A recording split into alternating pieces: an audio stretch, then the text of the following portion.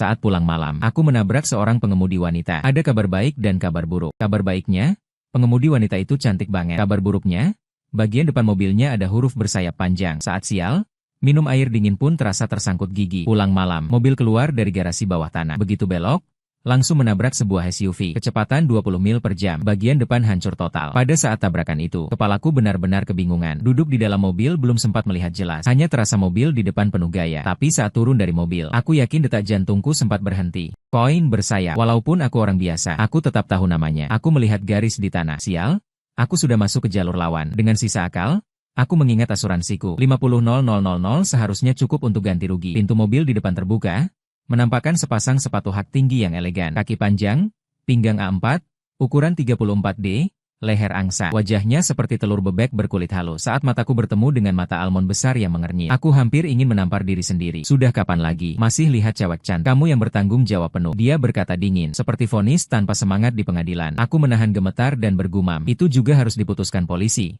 Ya, menelan ludah. Aku mengumpulkan keberanian untuk menanyakannya. Berapa biaya perbaikan ini? Aku tidak tahu. Dia tetap dengan nada datar. Beberapa ratus ribu saja. Itu adalah harga diri pria. Aku menahan diri, tidak berlutut. Aku sudah tak berani menanyakan apakah 50.000 cukup. Dengan napas terakhir, panggil polisi. Mari laporkan ke polisi. Panggil asuransi. Dia mengerutkan alis, mengeluarkan ponsel. Baru saja mau menelepon. Ternyata saya mendengar suara di sana terdengar agak terburu gesa. Dia berkata, "Baik, saya mengerti. Akan datang segera." Lalu dia mengeluarkan sebuah kartu nama dan memberikannya kepada saya. "Saya ada urusan mendesak. Kamu pernah mengambil foto, membayar asuransi sendiri. Bagaimanapun, semua tanggung jawab ada pada kamu. Besok pusat penilaian kerusakan akan menanganinya." Saya tidak mau melakukannya. Saya lihat dia juga tegang. Di hati masih ada sedikit harapan. Bahkan berharap dia memiliki tanggung jawab 10% dari 1 juta. Mungkin 500.000 sudah cukup. Ini tidak bagus, kan? Tanggung jawab tetap harus ditentukan oleh polisi. Jalan licin saat hujan. Garasi seperti baru dipoles. Mungkin juga melibatkan manajemen properti. Kamu setuju? Kan? Lagi pula mobilmu begitu mahal. Saya terus mengoceh. Dia langsung memotong saya. Kamu sudah sepenuhnya berada di jalur yang salah. Tanggung jawabnya jelas. Ini menyangkut hidup dan harta. Tentu saja saya tidak akan menganggapnya cantik. Jadi menyerah. Masih berjuang sampai akhir. Ponselnya kembali mengeluarkan suara pesan singkat. Dia menunduk dan melihat. Tanpa sadar menggerutu. Mengangkat kepala, melirik mobil, lalu menatap saya yang terus bicara. "Jadi saya tanggung semua. Oke, saya ada urusan, jadi saya pergi dulu." Saya membuka mulut. Rahangnya hampir terjatuh. Apakah ini memang kebebasan berlebihan karena kaya? Saat itu saya menahannya. Harus menunggu polisi. Karena saya pikir saya gila. Saya hampir menangis karena terlalu bahagia. Saya harus menahan menangis pulang ke rumah. Sekarang akal sehat saya memberitahu saya. Manfaatkan dia yang terburu bersuruh. Memintanya menandatangani surat pernyataan kecelakaan dulu. Jangan sampai setelah bangun tidur dia berubah muka dan tidak mengaku. Saya buru-buru mengeluarkan kertas dan pena dari mobil. Saya menuliskan nomor plat kedua mobil secara singkat. Pihak lain mengakui bertanggung jawab penuh. Dia sudah duduk kembali di mobil dan menyalakan mesin lagi. Dengan muka merah, saya menyerahkan surat tanggung jawab kecelakaan. Saat itu saya merasa kulit wajah saya adalah tembok besi dan tembaga paling kuat di dunia. Nanti saya akan berbicara dengan perusahaan asuransi. Selalu butuh bukti atau semacamnya. Dia melihat kertas dan pena yang saya serahkan. Saya di samping sambil tersenyum. Tidak mungkin saya bilang saya takut kamu berubah pikiran. Kan? Terlihat dia memang terburu-buru. Dia menandatangani namanya dengan cepat di atas kertas. Namun ketika dia hendak mengembalikannya kepada saya, tangannya ragu sejenak. Dia menunduk melihat ke dashboard. Dia membuka pintu dan turun dari mobil. Hati saya berdebar seiring dengan tangannya yang kembali. Tak baik kalau ada perubahan. Dia berjalan ke depan roda dengan alis berkerut. Saat itu saya baru menyadari bahwa tidak hanya lampu depan yang pecah. Roda mobilnya juga tertusuk oleh bumper saya. Bahkan malah mengempis. Saya benar-benar berkeringat deras. Memandang kosong mobil kecil yang telah menemani saya selama 8 tahun. "Kau memang sialan keren banget. Ketemu Bentley? Tidak mau kalah sedikit pun. Gue hari ini benar-benar terpuruk di tanganmu. Mobil saya sekarang tidak bisa dikendarai. Mobilmu masih bisa dikendarai?" Jelas itu kalimat tanya. Tapi saya mendengar nada perintah. "Seharusnya bisa."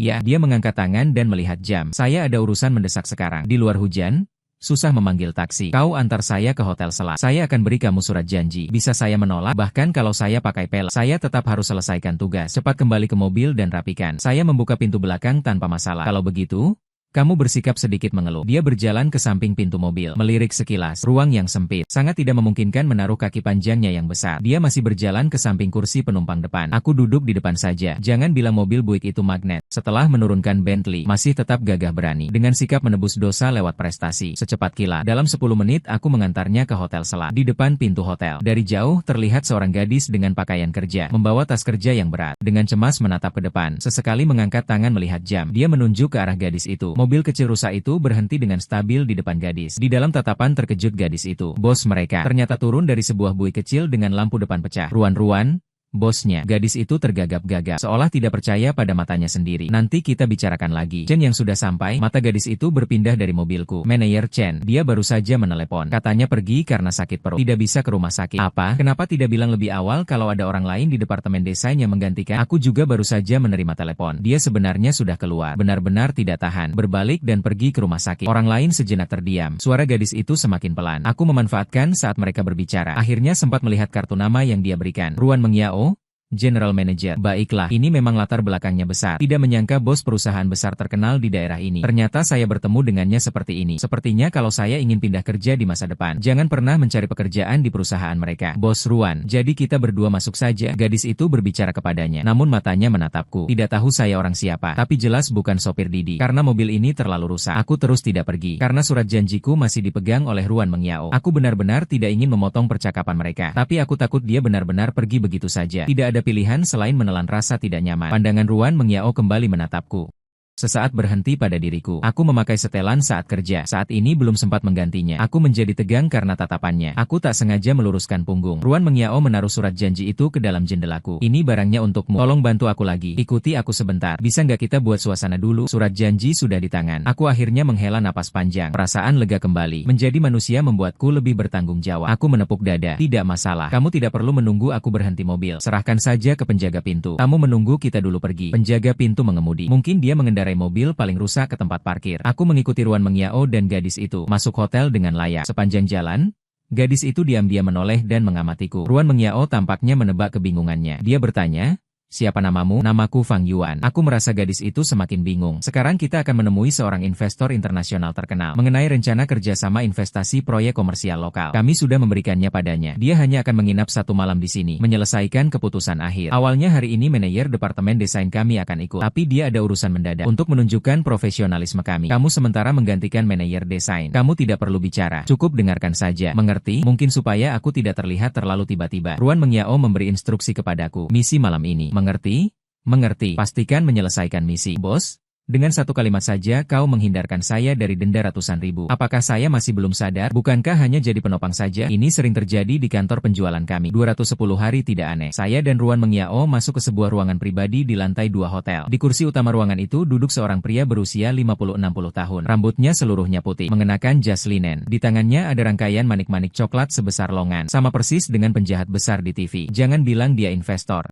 Saya percaya. Tempat di sebelah kanan pria tua itu kosong. Di sebelah kirinya ada 2 pria berpakaian bisnis formal. Salah satunya berusia lebih dari 40 tahun. Namun di posisi yang lebih dekat dengan investor. Ada seorang pemuda yang tampak seumuran dengan Ruan Mengyao. Terlihat seperti pemuda berbakat yang penuh semangat. "Halo Pak Su." Ruan Mengyao masuk dan menyapa. Namun matanya melirik kedua orang di sebelahnya dan tampak terkejut sejenak. "Bos Ruan datang. Cepat duduk.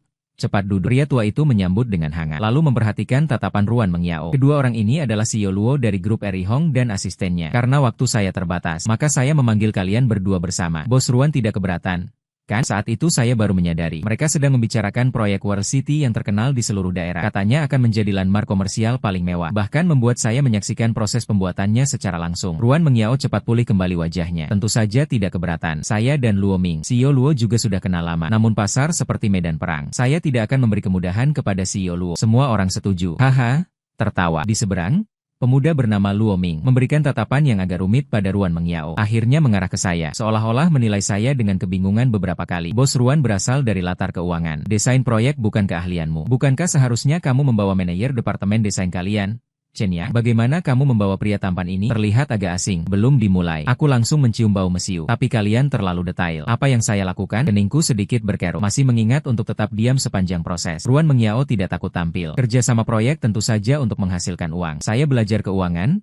Menghasilkan uang adalah keahlian saya. Chen yang ada urusan hari ini. Perusahaan kami begitu besar. Tidak hanya dia satu saja manajer departemen desain. Ini adalah manajer Fang Yuan Fang. Saya selalu punya waktu untuk mengurus urusan kepegawaian. Lebih baik fokuskan lebih banyak perhatian pada proyek. Babak pertama berimbang. Orang tua itu tersenyum sambil melihat ke kedua sisi. Memberi isyarat agar kami duduk. Gadis berbusana profesional mengambil 4 proposal desain dari tas kerja. Menaruh 1 di meja kami dan 1 di meja orang tua itu. Memasuki tahap negosiasi resmi. Diskusi berlangsung sekitar lebih dari 1 jam. Kedua belah pihak memperkenalkan keunggulan masing-masing proposal. Meskipun saya terus berpura-pura mendengarkan dengan serius, tapi selain bisa melihat seperti apa proyek itu, hal lain terasa seperti mendengarkan bahasa asing. Bagaimanapun, Saya tetap diam sepanjang waktu. Saya terus membolak-balik proposal di depan saya. Saat tiba waktunya membuat keputusan. Orang tua itu setelah mendengarkan menyesap teh. Hari ini memanggil semua orang bersama. Hanya untuk mendapatkan hasil yang jelas. Setiap proposal memiliki keunggulan masing-masing. Saya langsung berkata, semoga tidak keberatan. Ruan Mengiao menatap Luo Ming. Saya merasa suhu ruangan tiba-tiba naik beberapa derajat. Proposal Luo memiliki biaya keseluruhan yang kecil. Siklus pengembalian juga lebih singkat. Ini adalah proposal yang sangat praktis, tapi agak konvensional. Tidak ada keunggulan menonjol. Desain proposal Ruan menyegarkan.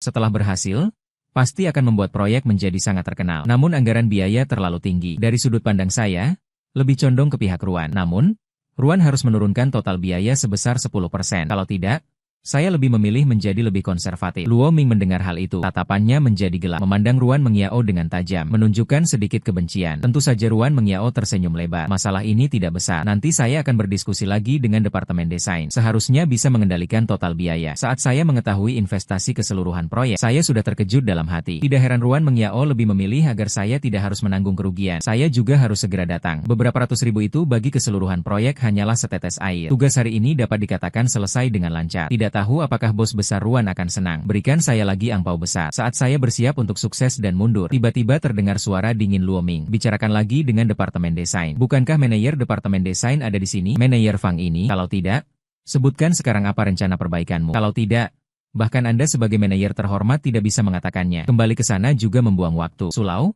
Anda bilang apakah orang tua itu mengangguk sambil mendengarkan. Melihat sekeliling saya. Kalau begitu, silakan katakan. Seketika semua pandangan di ruangan terpusat pada saya. Saya melihat wajah Ruan Mengiao langsung memucat. Saya benar-benar ingin menumpahkan segelas air ke wajah Luo Ming. Tidak ada yang begitu mengejar seseorang sampai mati. Orang sepertimu pasti tidak akan bertahan melewati ronde kedua dalam pertempuran tim. Tapi saya tahu, jika malam ini saya membuat Ruan Mengiao gagal, mungkin besok saya juga akan gagal. Saatnya menunjukkan teknik yang sesungguhnya. Saya mengosongkan tenggorokan. Saya membuka rencana di depan saya. Maaf semuanya. Sebenarnya saya baru saja mengambil alih proyek ini. Jadi ada beberapa hal yang belum terlalu saya kuasai. Penjelasannya kurang baik. Mohon pengertiannya. Saya kedipkan mata pada Ruan Mengiao. Seperti daji kecil, menerjang raja barbar yang besar. Sejak kami, Tiansheng Industries, mengerjakan proyek ini, desainnya berbeda. Itu adalah kerja keras siang dan malam. Hanya ingin merancang sesuatu dengan spesifikasi tertinggi. Kota dunia dengan standar tertinggi. Namun di beberapa tempat masih ada masalah prasangka. Kami selalu mengejar penggunaan material kelas tertinggi di seluruh dunia. Misalnya batu dinding luar utama kami menggunakan marmer hitam Italia yang paling mahal. Hal ini meningkatkan kualitas proyek sekaligus menaikkan biaya. Berdasarkan pendapat Pak Su, saya menyarankan menggantinya dengan versi dalam negeri. Perbedaan bahan tidak terlalu besar. Biayanya setidaknya berkurang setengah. Sedangkan bahan fasad luar kawasan dalam bahkan dapat diganti dengan karamir gold dari Xinjiang. Tidak hanya secara signifikan mengurangi biaya, tetapi juga meningkatkan kecerahan warna, membuat kawasan dalam tampak lebih terang dan luas. Keheningan adalah hotel selat malam ini, namun segera dipecahkan oleh tepuk tangan meriah Ruan Mengiao. Hatiku berkata,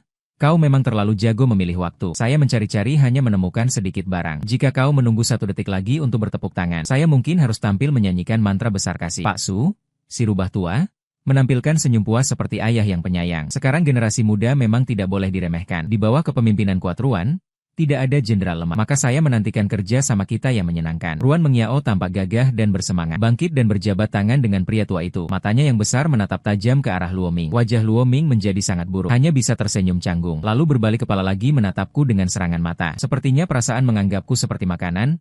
Jadi aku menjadi akhir.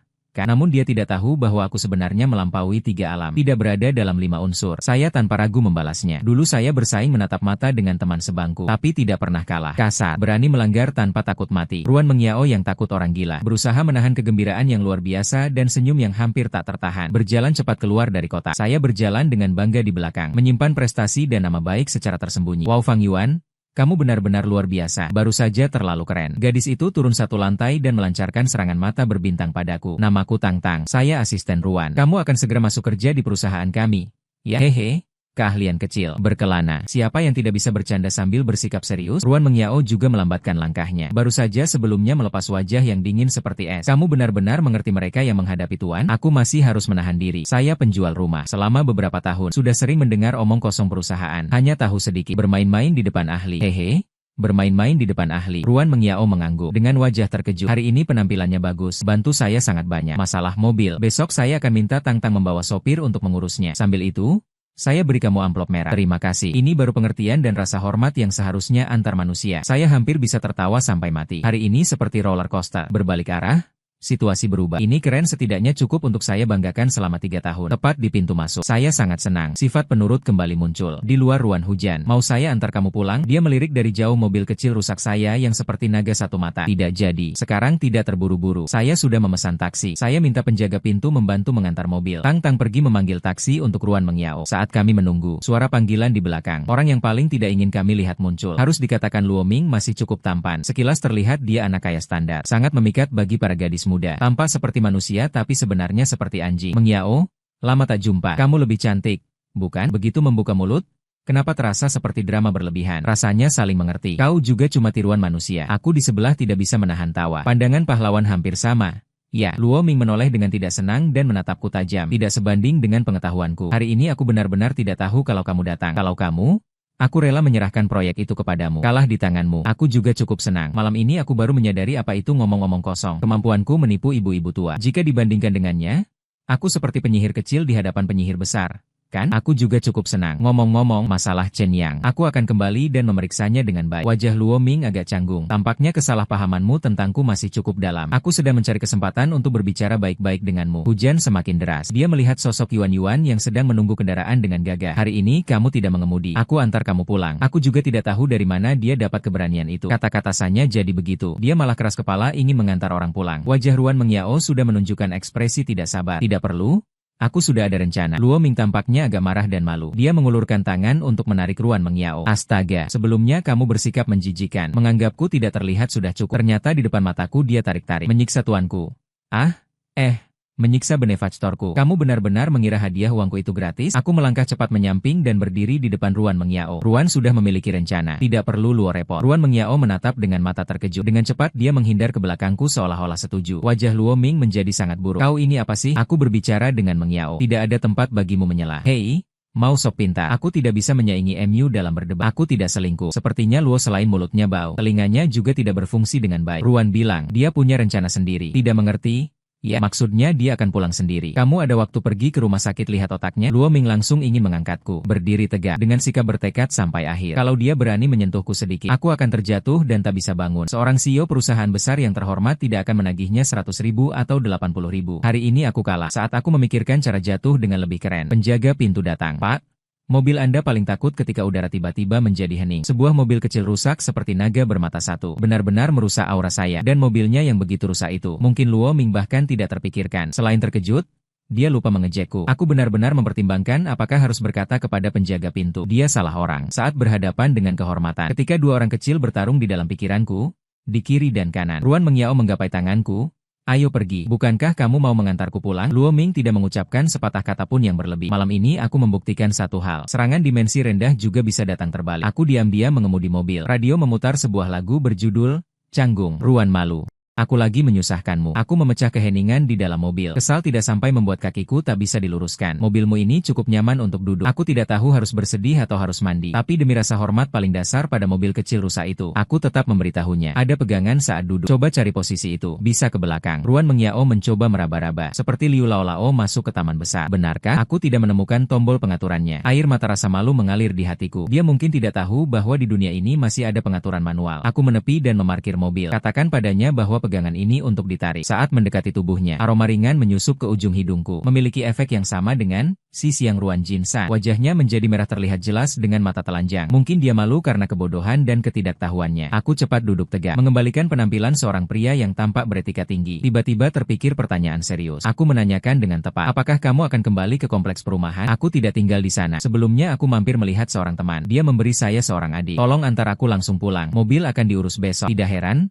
Aku memang bilang, sebelumnya belum pernah melihat orang sekejam ini di kompleks. Membayangkan kejadian mengerikan sebelumnya. Aku tak sengaja kembali terdiam saat mengemudi. Ternyata dia tertawa keras. Bagaimana Cinderella akan mengungkapkan wujud aslinya? Aku melirik jam. Masih belum jam 12. Maaf, aku teringat saat naik mobil. Wajah Luo Ming tidak bisa dikendalikan. Sudut mulutku berkedut beberapa kali. Serangan yang melukai musuh 1000. Trik yang melukai diri sendiri 2000. Takut aku juga tak punya muka. Di dalam pikiran seakan mendengar mobil kecil berisik protes. Apakah kamu sopan? Aku juga membela dia. Ngomong-ngomong, pria tampan itu tidak sedang mengejarmu, kan? Dia dulu pernah mengejarku. Ruan Mengyao menjawab dengan lugas. Tidak tahu kenapa ketika gosip menyala. Hatiku terasa agak asam. Keluarganya sudah lama kenal keluargaku. Kami belajar bersama saat di luar negeri. Tapi aku tidak setuju padanya. Aku juga tak tahu kenapa dia banyak bicara padaku. Mungkin dia sedang senang. Atau keinginan untuk curhat pada orang asing. Kami tak berani banyak bicara. Aku menimpali beberapa kalimat. Cepat sampai ke rumahnya. Aku akhirnya menyadari bahwa pusat kota juga memiliki kompleks villa sebesar ini. Ternyata masuk itu tenang. Keluar itu ramai. Sungguh? Ini bukan sekadar slogan iklan. Di bawah sorotan penjaga keamanan. Mobil kecil rusa itu mungkin lagi mencetak rekor di kawasan villa ini. Orang bilang kalah mobil bukan kalah formasi. Aku tetap menjadi gentleman dan membukakan pintunya. Ruan Mengyao turun dari mobil. Dia lagi mengucapkan terima kasih padaku. Aku bilang sama saja. Siapa yang menyuruh kita punya takdir? Ada tugas? Hubungi aku kapan saja. Cukup jangan lagi membangun pusat penilaian kerusakan di masa depan. Dia menutup mulutnya sambil tertawa kecil. Seperti bunga malam yang mekar penuh di malam hari. Mekar dengan bebas dalam hidupku yang biasa. Aku kembali duduk di dalam mobil. Mengulurkan tangan keluar dari atap mobil untuk mengucapkan selamat tinggal padanya. Dia tiba-tiba berlari kecil beberapa langkah. Tambahkan saya di WeChat ya. Siapa tahu dia masih mengajakmu untuk tugas. Aku bilang tidak masalah. Lain kali aku beri diskon 20%. Beli 2 gratis 1. Kawasan villa semakin kecil di kaca spion. Akhirnya aku bisa menyalakan rokok. Di kursi kosong di sebelah. Seakan masih tercium aroma harum lembut. Aku bergumam pada mobil kecil rusak itu. Aku tinggal di lantai 17. Kamu paling tinggi tinggal di lantai 3. Aku menatapmu dari atas. Kita seperti jarak antara langit dan bumi. Keesokan paginya, saat aku turun dan mengemudi, ternyata garasi sangat ramai. Sebuah truk derek berhenti di depan, Big One Dragon, Ruan Mengyao. Sekelompok orang mengelilingi, Small One Dragon, milikku sambil menunjuk-nunjuk. Bahkan ada yang menyiapkan lampu dan merekam video. Aku menegakkan dada, seperti pahlawan yang kembali. Kalian semua beri jalan. Mobil ini aku tabrak. Di dalam tatapan terkejut kerumunan. Tang-Tang melihatku, dengan semangat menyapaku. Kalau ada waktu, langsung urus saja sekarang. Aku bilang tidak masalah. Aku berbalik dan melaporkan ke perusahaan. Akan meminta bantuan dari klien besar. Karena kedua belah pihak tidak ada keberatan. Penanganan klaim kerusakan sangat cepat. Selesai mengurus prosedurnya. Naga satu mata besar Ruan Mengyao ditarik oleh mobil. Mobil saya tetap tinggal di sana untuk diperbaiki. Meninggalkan pusat penilaian kerusakan. Saya melihat Tang-Tang berjalan dengan riang. Dengan muka tembam, saya mengikutinya. SIS, apa kamu lupa sesuatu? Tang-Tang menatap dengan curiga. Dia mengacak-acak dokumen di tangannya. Tidak lupa?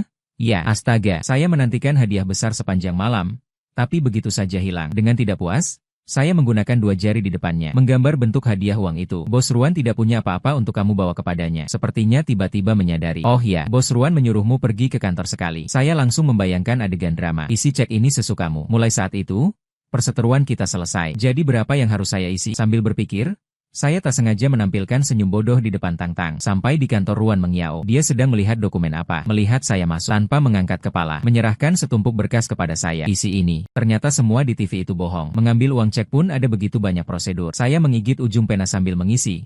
Semakin terasa aneh. Apakah ini harus menyelidiki sampai 8 generasi leluhur saya? Bos Ruan? Untuk apa mengisi ini? Dia lagi menyerahkan satu dokumen kepada saya. Kontrak kerja. Saya melihat dengan jelas tertulis di atasnya. Tiansheng Industries mempekerjakan saya sebagai manajer departemen desain. Ini lelucon yang terlalu berlebihan. Saya cepat-cepat mengembalikan dokumen itu kepadanya. Tidak boleh. Tidak boleh.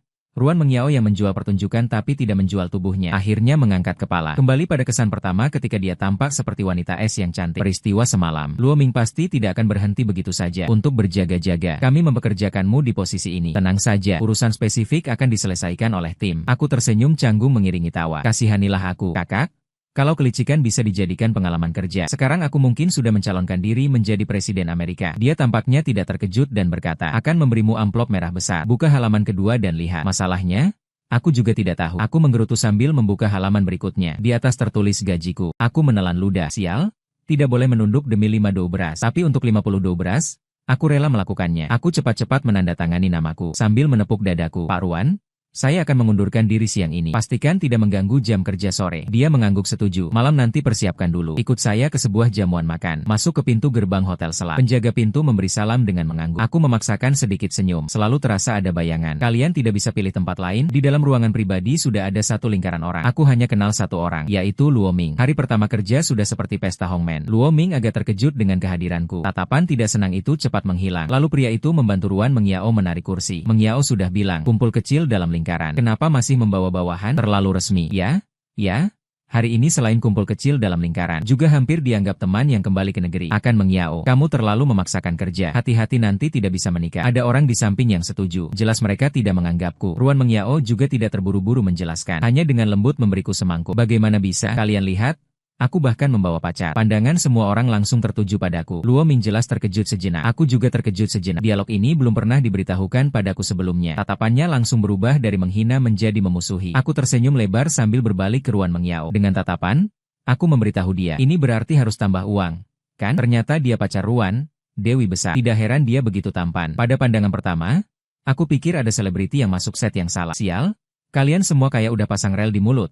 Ya, Ruan Mengyao memperkenalkan aku ke semua orang. Di sini ada kepala ban, ketua dewan, kepala biro. Untungnya posisi saya sekarang tidak kalah dari mereka. Aku masih bisa dianggap orang tua. Luo Ming mengambil setengah gelas minuman. Ia berjalan ke antara aku dan Ruan Mengyao. Kemarin dia pergi dengan tergesa-gesa. Bahkan tidak sempat memberi salam yang baik kepadamu. Aku lihat mobilmu cukup menarik. Hari ini datang tapi belum dimulai. Malam itu begitu melihatnya, aku tahu pasti tidak ada hal baik. Semua orang tua kaya ini di sini main politik istana dengan aku. Aku bilang, Pak Luo, kamu bercanda.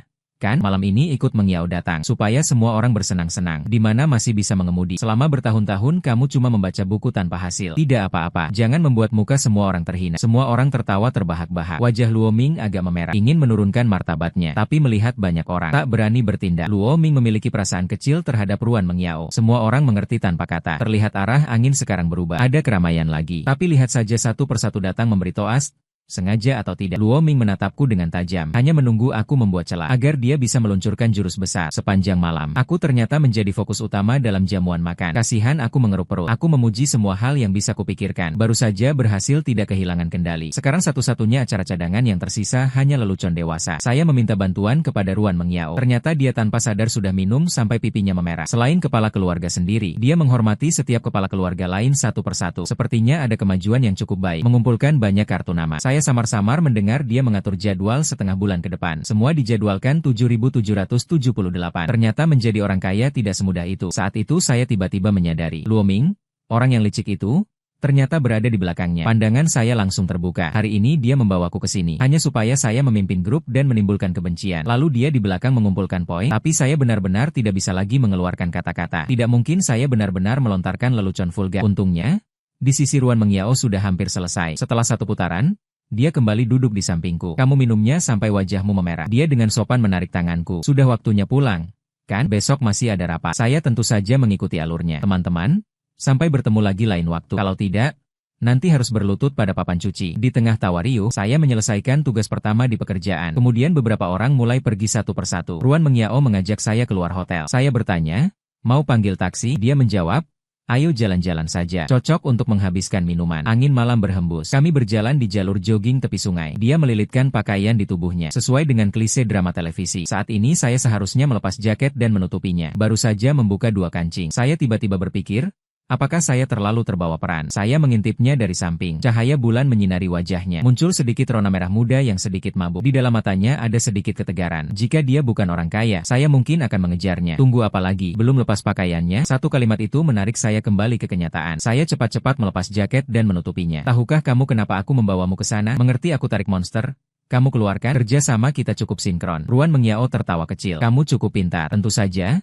Bagaimana bisa makan bos gratis? Lagi pula aku juga tidak dirugikan. Bukan dia tiba-tiba mengeluarkan napas panjang. Semua orang melihatku bersinar. Tapi siapa yang bisa melihat usaha di balik kilau itu? Aku bilang kamu mabuk. Mulai menjadi sok sentimental. Tentu saja. Setengah kalimat berikutnya tidak berani aku ucapkan. Dia bilang aku tumbuh dengan kunci emas. Semoga perjalananmu lancar. Tapi duduk di haluan kapal membuatku lebih mengerti. Berapa banyak orang yang mengandalkanmu. Berapa banyak lagi yang ingin naik ke atas. Sedikit saja lengah. Akan ditendang ke dalam air dan ditinggalkan. Kamu bahkan tidak menimbulkan percikan air. Aku bilang iya. Kamu paling banyak kill. Saat memulai tim, mereka semua mematikanmu. Dia bilang, tahukah kamu kenapa aku memilihmu? Aku bilang, apakah karena aku tampan? Dia bilang, juga tidak buruk, masih kurang sedikit untuk cocok denganku. Tapi kamu satu-satunya orang luar yang aku kenal. Pintar dan tidak peduli dengan uangku. Aku bilang, itu menuduhku secara tidak adil. Aku tidak peduli uang. Sial, kemarin aku sudah meninggalkanmu di sana. Dia menoleh, mata cantiknya menatap tajam. Aku bilang bukan.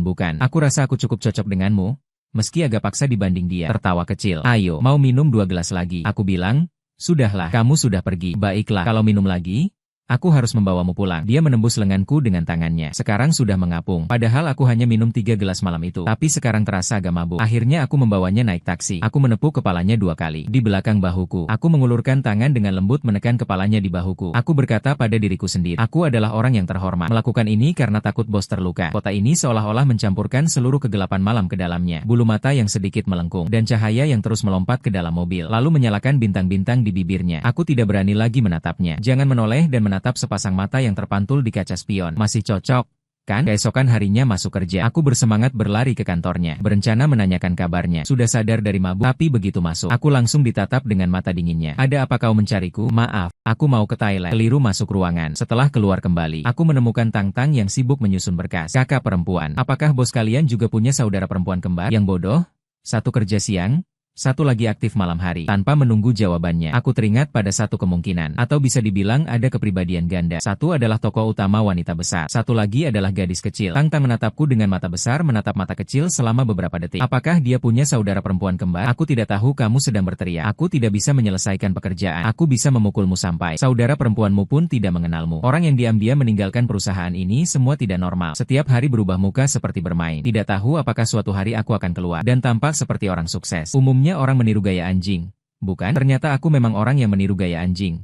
Berbakat luar biasa. Tapi aku memutuskan tetap harus memulai dengan baik. Tidak mengecewakan mobil kecil. Membawa celah demi menciptakan keindahan yang belum ada. Aku mencari rekan kerja untuk dengan rendah hati meminta nasihat. Ada apa yang bisa aku bantu? Saya khusus mengunduh dan membuka perangkat lunak di komputer. Saya memesan banyak program profesional secara online. Saat belajar, air yang masuk ke otak menjadi air mata yang kini menggenang di mataku. Tapi orang kaya memang bekerja keras seperti ini. Kenapa saya boleh bersikap sembrono? Dalam sekejap, 3 bulan telah berlalu. Saya mengikuti Ruan Mengiao menjelajah ke selatan dan utara. Juga terpaksa di meja minum. Di kantor, menciptakan jalan di ruang rapat. Meskipun saya berasal dari orang awam. Tapi setelah menjual rumah selama beberapa tahun, saya cukup cepat menguasainya. Setelah berusaha tanpa henti, akhirnya saya naik menjadi setengah ahli. Sambil memperbaiki keahlian secara intensif, saya bahkan mendaftar ke sekolah malam. Sambil juga menangani beberapa pekerjaan pengembangan perizinan dan pembangunan. Ruan Mengiao tetap sering berubah-ubah ekspresi untuk bersenang-senang. Saya sudah tidak lagi terkejut dengan hal itu. Kalau tidak apa-apa, kalau adik perempuan muncul, saya akan mengobrol lebih banyak. Saat bertemu dengan kakak perempuan, saya akan lebih jujur. Proyek World City akhirnya selesai dengan lancar. Pekerjaan persiapan awal. Upacara peletakan batu pertama sangat megah. Selain perusahaan terkait yang diundang dan berbagai mitra kerja, beberapa tokoh yang hampir selalu terlihat di televisi kota ini semua hadir. Seperti bertarung melawan dewa. Akhir-akhir ini saya terus mengikuti Ruan Mengiao. Ternyata saya juga menjadi agak dikenal. Berpindah-pindah di antara para bos besar. Seolah-olah saya merasakan perubahan total. Hari ini saya tidak hanya bertemu berbagai pemimpin besar dan kecil, juga bertemu orang tua sebenarnya Ruan Mengiao, bos besar Ruan Tiansheng. Jamuan perayaan malam. Mayoritas hadir orang dalam perusahaan dan perusahaan mitra terkait. Ruan Tiansheng berpakaian hampir sama seperti Su Lao Tou dulu. Tidak tahu apakah lingkaran mereka juga memiliki standar seragam. Ini membuat saya teringat pada rubah tua itu. Kalau bukan dia, mungkin saya tidak akan berada di sini hari ini. Sayangnya dia tidak datang hari ini. Kalau tidak,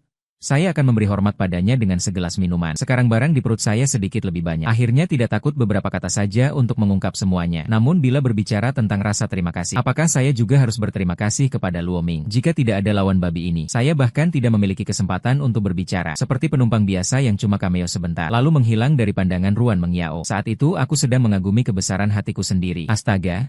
Dia kok datang? Jadi orang memang tidak boleh sok. Tidak boleh begitu pada diri sendiri juga. Apa yang dipikirkan akan datang. Ada orang tua yang mengendalikan suasana. Tentu saja aku tidak bisa sembarangan. Dan Ruan Mengiao tidak tahu apakah yang hadir hari ini kakak atau adik. Duduk jauh di meja utama, berhadapan dengan Luo Ming. Ruan Tiansheng memulai jamuan dengan beberapa kata formal, mengucapkan terima kasih atas kerja keras seluruh perusahaan. Karena itu ada upacara peletakan batu pertama yang megah hari ini. Selanjutnya mengucapkan terima kasih kepada semua mitra kerja atas dukungan kuat mereka. Di masa depan kita akan bersama-sama berjuang. Akhirnya diumumkan bahwa kami akan menjalin kerja sama strategis dengan Sunlight Group, mengembangkan proyek World City bersama. Luo Ming sebagai perwakilan Sunlight Group dengan pidato yang bersemangat dan penuh semangat. Itu menjadi sinyal kami untuk mulai makan. Aku berkata, hari ini melihat dia begitu sombong. 3 bulan usaha, bos besar dan sekadar dokumen berubah menjadi pembukaan yang membuat semua orang senang. Setiap jalan mengarah ke Roma. Ada yang lahir di Roma, berputar kembali satu lingkaran besar. Pada akhirnya semua orang tetap tak bisa lepas satu sama lain. Aku tidak bisa tidak berseru. Orang kaya memang tahu cara bersenang-senang. Aku menatap Ruan Mengiao. Dia tidak memalingkan pandangan. Tampaknya hari ini tetap kakak yang tampil. Aula pesta sangat meriah. Aku bersama teman meja mengayunkan sumpit di atas meja. Seperti pengembara yang melintasi kebun bunga tanpa menyentuh satu daun pun. Mulutnya penuh dengan lobster Boston. Dia berkata,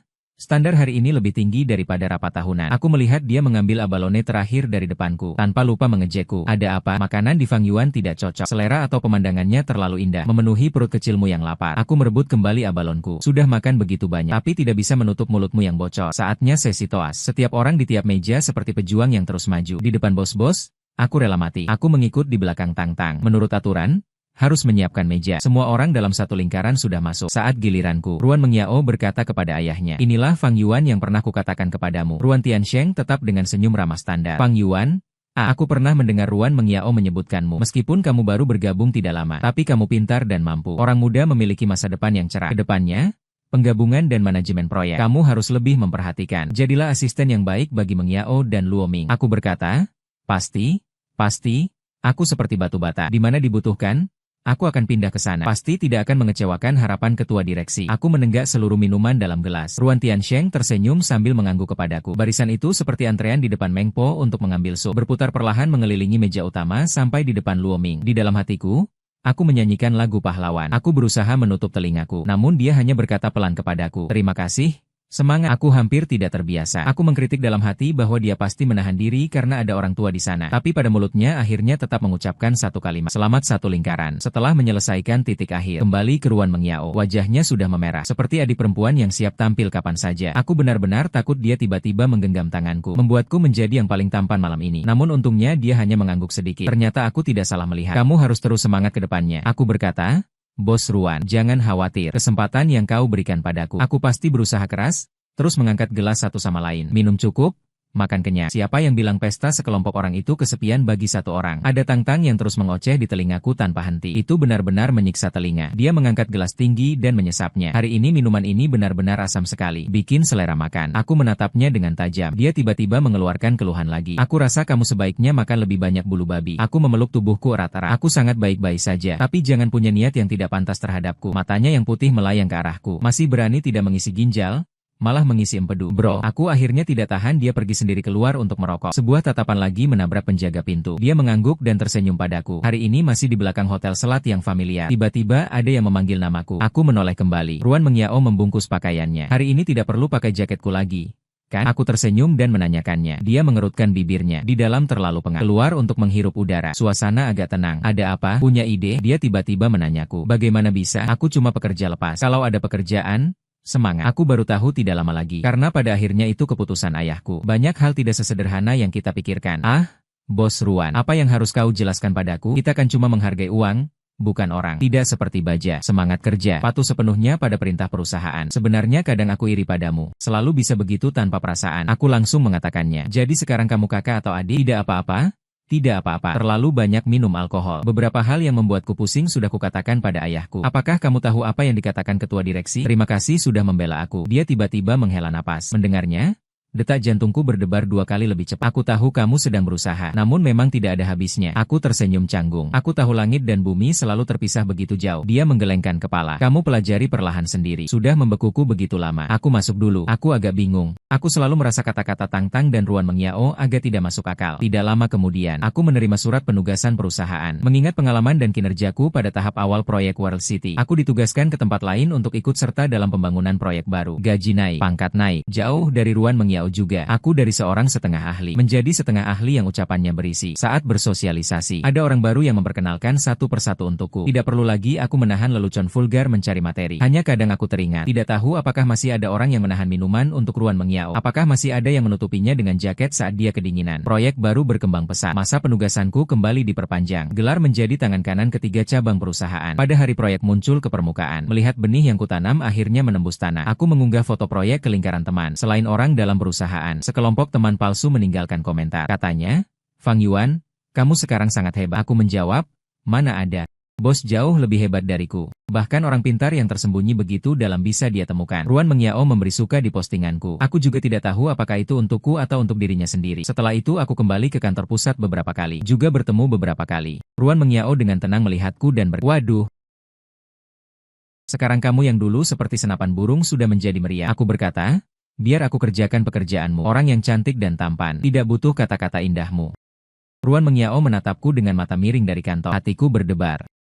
Tidak tahu apakah yang duduk di dalamnya kakak lembut atau adik lembut. Tapi ketika aku di depannya, masih terbiasa sekarang, aku berpikir aku memang tahan banting. Segalanya bisa terbiasa, tapi tidak bisa terbiasa dengan kalian datang bersama. Namun kata-kata hampir terucap. Aku hanya bisa berkata, bekerja keras adalah kebiasaanku. Ruan Mengyao tertawa kecil. Sangat mirip dengan cara adik perempuan akan tampil. Baru-baru ini rencana ekspansi luar negeri perusahaan sudah diputuskan. Apakah ada yang tertarik untuk membuka wilayah baru? Apakah kamu yakin ini bukan pengasingan? Hatiku berdebar. Tidak tahu harus menjawab apa. Kali ini kami tetap akan bekerja sama dengan grup Nichi. Karena hubungan dengan Luo Ming dan lainnya lebih akrab. Apakah kalian pergi bersama? Aku langsung mengucapkan. Kebanyakan hal di tahap awal harus ditangani bersama. Bahkan kalau aku tak berperasaan lagi. Saat ini hanya bisa susah payah mengendalikan ekspresiku. Kalau begitu, semoga sukses. Kerja sama kuat-kuat. Kan? Aku mengerti. Aku bangun dan pamit. Sebenarnya aku ingin Ruan Mengyao berkata tapi menahan diri. Akhirnya dia melambaikan tangan padaku. Fang Yuan, kamu tahu apa kelemahan orang pintar? Aku hampir keluar. Tiba-tiba mendengar satu kalimatnya yang tak masuk akal. Aku tidak menoleh. Berbalik dan pergi. Kembali ke proyek. Aku tidak tahu kenapa aku jadi orang kerja keras. Setiap hari menjadi yang pertama datang dan terakhir pergi. Kalau bukan teman kuliah yang tiba-tiba mengajak makan, aku mungkin sudah berencana mati mendadak di tempat kerja. Aku kira dia datang sendiri dan sudah janji ke warung makan. Tapi dia malah bawa pacarnya. Aku mengingat persahabatanmu sebagai teman sekelas. Kamu malah menipu anjing masuk untuk membunuhmu tanpa belas kasihan. Jangan menyalahkan aku karena tidak setia. Aku menunjuk ke tumpukan besi dan semen di kejauhan dan berkata, ini proyekku. Dia berkata, waduh, kamu memang gigih. Membawa bata setinggi ini pasti melelahkan.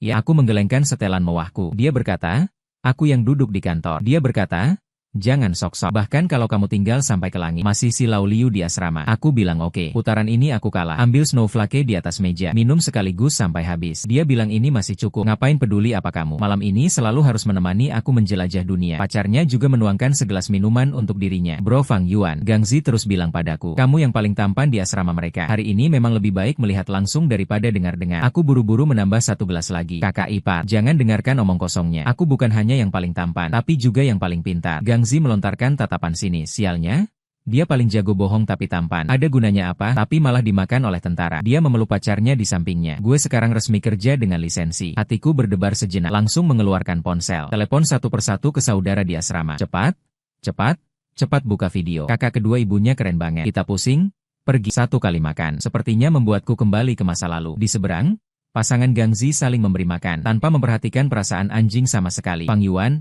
kamu sudah punya pacar belum? Mau gak gue kenalkan satu? Dijamin lebih cantik daripada kakak iparmu. Istri Gang Zi menamparnya sedikit. Di matamu masih ada orang yang lebih cantik dari gue. Aku hanya bisa diam-diam minum. Kebahagiaan dan kesedihan manusia dan anjing tidak sama. Aku berkata pada Fang Yuan, umurmu juga tidak muda. Jangan lagi buang-buang waktu. Cari cewek bagus, urus-urusi, lalu nikah saja. Gang Zi menjulurkan lidah besar, seperti pemenang hidup. Aku cuma dengar kata itu. Kupikir yang di seberang itu kita. Astaga, kamu pikir gadis itu dikeluarkan negara? Aku di sini tidak bekerja keras, selalu siaga. Kalian orang-orang seperti ini memang tidak akan pernah mengerti. Apakah ada sesuatu yang memiliki akhir di dunia ini? Kalau kamu jadi bos, lalu bagaimana? Kalau kamu jadi orang terkaya di dunia, lalu bagaimana? Apakah takdir itu? Sialnya, diberi harga yang jelas, aku tidak tahu kenapa. Awalnya kepala yang agak mabuk itu tiba-tiba menjadi jelas. Ruan Mengyao berkata, aku tahu kamu sedang berusaha, tapi banyak hal yang tidak ada akhirnya. Gang Zi terus menepuk bahuku. Fang Yuan, kami 6 orang di asrama. Kamu yang paling pintar. Tapi kamu tahu apa kelemahan terbesar orang pintar? Aku merasa seluruh bulu kuduku berdiri. Orang mabuk di depan mataku ini. Benar-benar bukan Tuhan yang mengirimnya untuk memberi pelajaran kepadaku. Orang pintar sering kekurangan keberanian. Terus menimbang ke depan dan belakang. Terlalu banyak berpikir. Bro, seketika, banyak sekali gambar meluncur ke dalam pikiranku. Ruan Mengyao memegang tanganku. Kepalanya bersandar di bahuku. Selain itu, ada bayanganku yang gemetar karena belum menelanjangi jaket untuknya. Akhirnya dia berkata padaku, kamu tahu apa kelemahan orang pintar? Aku sakitnya langsung bangkit. Gang Zi benar sekali. Aku malam ini akan terbang tinggi. Tidak sempat mengobrol lebih banyak dengan mereka. Mengambil jaket, aku berlari sambil berteriak. Tapi kamu dulu sudah membayar uang kontribusi kembali. Aku beri 2 kali lipat. Aku naik taksi menuju stasiun kereta. Membeli tiket kereta hijau semalaman. Dari 500 km jauh. Pulang semalaman, jam 11 malam. Aku menghubungi Tang Tang. Apa jadwal Ruan Mengyao besok? Dia berpikir lama. Fang Yuan, kamu makan si urchin? Aku bilang sedikit. Omong kosong. Cepat beritahu aku. Besok dia di mana? Tang Tang menghela napas. Kamu telat. Pesawatnya besok pagi. Ekspansi awal luar negeri selama 3 bulan. Aku hampir tidak bisa memegang ponsel. Sial mati. Gang Zi tidak tahu harus datang lebih awal untuk menipu anjing dan membunuh. Tapi dia akan pergi ke kantor besok jam 8. Mengambil dokumen. Berangkat dari kantor. Aku menghirup napas kebangkitan. Astaga, bisakah kamu menyelesaikannya dalam 1 kalimat? Dia di sana tertawa dengan tatapan kosong. Jam 8? Ya, aku paling lama hanya bisa menunda 5 menit untukmu. Aku bilang, SIS, kebaikanmu yang besar. Aku untuk bosmu. Terima kasih. Semangat ya. Pang Yuan pukul 8.10 poin. Bentley Ruan Mengyao keluar dari garasi harus berbelok. Saat masuk jalan, sebuah bui kecil yang gagah melakukan pengereman mendadak di depannya. Luo Ming mengintip dari kabin. Bisa mengemudi atau tidak? Aku tidak memperhatikannya. Berjalan cepat ke sisi belakang mobil. Mengetuk jendela mobil. Bos Ruan, aku sudah memutuskan. Aku ingin pergi bersama kamu untuk ekspansi luar negeri. Jendela kaca dibuka. Ruan Mengyao menatap dengan mata cantik mengancam. Kamu sudah berpikir jelas. Aku sudah berpikir jelas. Keseruan mendaki bagi Bos Ruan bukan bertemu di puncak, tapi bersama-sama mendaki. Aku dan kamu adalah pasangan yang paling sinkron. Aku menarik monster, kamu mengeluarkan serangan. Aku bisa mengoceh sekaligus menahan minuman. Kekuatan dapat melawan dingin dan melindungi bunga. Aku yakin hanya aku yang bisa merawatmu dengan terbaik. Hatiku berdebar kencang. Luo Ming lagi-lagi kehilangan aura karena aku. Rahangnya hampir jatuh ke setir. Tang Tang mengintip dari samping. Dengan gerakan mulut, dia berkata padaku, Pang Yuan, kamu hebat. Ruan Mengyao menatapku beberapa detik. Aku beri kamu 1 hari. Penerbangan berikutnya tepat waktu berangkat. Aku bilang akan menjamin menyelesaikan tugas. Aku minta sekarang mengantarmu ke bandara. Aku masih ada beberapa masalah pribadi yang ingin ku laporkan kepadamu. Sinar matahari memantul pada pegangan Bentley yang berkilau. Pintu belakang klik sekali. Mengenakan sepasang sepatu hak tinggi yang elegan, ia turun. Ruan Mengyao memeluk kedua tangannya di depan dada. Menatapku dengan senyum setengah. Tidak boleh terlambat. Tenang saja, Ruan. Bos, kecepatan kilatku pasti akan mengantarmu tepat waktu. Ruan Mengyao tertawa kecil, seperti angin musim semi menyentuh wajah. Dia masuk ke kursi penumpang depan, dengan terampil mengatur kursi. Apalagi yang ditunggu? Ayo pergi. Aku dengan bangga membuka pintu mobil, seperti raja yang kembali. Mobil kecil berangkat.